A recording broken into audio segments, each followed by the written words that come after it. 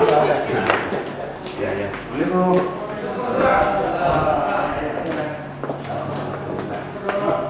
Iya ya. Ini di mana? HRD. Oh, yang belum disingkir apa ya? Iya. Disingkir ya? Iya. Sekarang udah lama sih? Udah 3 tahun. Oh, belum 5 tahun, kan? Oh, iya.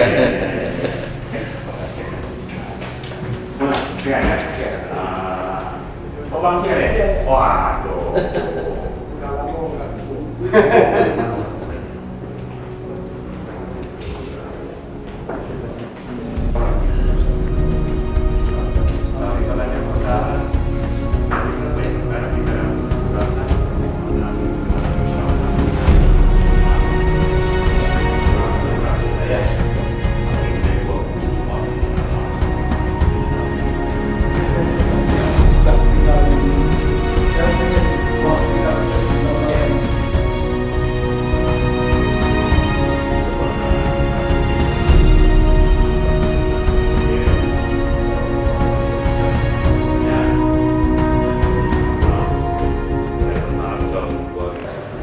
Hari ini hari Selasa tanggal 15 September kita dapat sidak dadakan dari KPTA MS Aceh, Mahkamah Syariah Aceh, yang sidak dadakan mulai dari ruangan hakim serta semua ruangan di Mahkamah Syariah Banda Aceh ini.